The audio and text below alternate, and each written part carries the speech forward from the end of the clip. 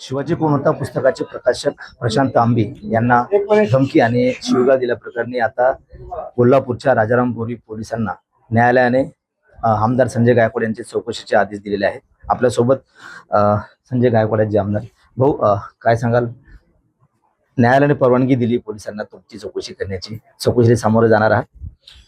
100% न्यायालयाचा आदर करून चौकशीला आम्ही सामोरं जाऊ. आणि आम्ही हे पण लक्षात आणून देऊ की त्या पुस्तकामध्ये शिवाजी कोण होता आणि 135 वेळ शिवरायांचा जो अपमान केलेला आहे तो तर अपमान आम्ही मरेपर्यंत सहन करणार नाही, कधीच सहन करणार नाही. आणि येणाऱ्या अधिवेशनामध्ये किंवा ज्या ज्या वेळेला आम्हाला जी काय अवधी मिळतील, ज्या पुस्तकामध्ये छत्रपती शिवाजी महाराजांचा एकरी उल्लेख असेल ते प्रत्येक पुस्तकावर बंदी आणण्याकरता आम्ही प्रयत्न देखील करणार आहे. शिवीगाळचा विषय तर याआधीच आपण दिलगिरी व्यक्त केलेली आहे आणि त्याच्यामुळे न्यायालयाने चौकशी आदेश दिले असतील तरी आम्ही पोलिसांना काय असेल त्यामध्ये मदत करू. एवढा काही फार मोठा मर्डरचा गुन्हा नाही, काही गंभीर त्याच्यामध्ये असेल. पोलिसांची नोटीस आली का तुम्हाला? मला कुठलीही नोटीस आली नाही, पण मला मेसेज जरी आला तरी मी पोलिसांना मदत करेन. प्रशांत तांबेचं असं म्हणणं आहे की आमदार संजय गायकवाड यांचे जे समर्थक आहेत ते आताही सुद्धा मला धमकी देत आहेत, शिव्या देत आहेत. या संदर्भात मी आता पुन्हा एकदा तक्रार करणार आहे. ज्याला त्याला तक्रार करायचा अधिकार आहे.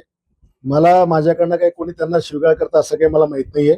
आता माझे समर्थक महाराष्ट्रात आहेत, देशात आहेत, बाहेरच्या देशात पण आहेत.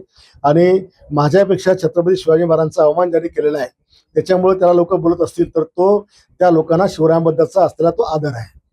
जे वकील आहेत असीम सरवदे, प्रकाशक प्रशांत तांबे यांचे, त्यांनी उच्च न्यायालयात एक अर्ज दाखल केला होता की संजय गायकवाड यांच्यावरती दखलपात्र गुन्हा दाखल करावा म्हणून.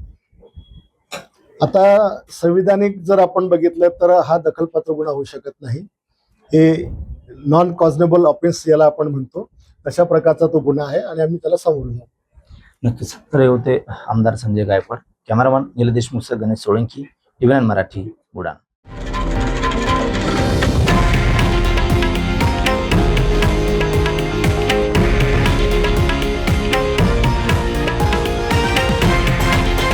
हे आहे देशातील नंबर 1 न्यूज नेटवर्क आणि आपण पाहत आहात टीव्ही 9 मराठी, एकमेव.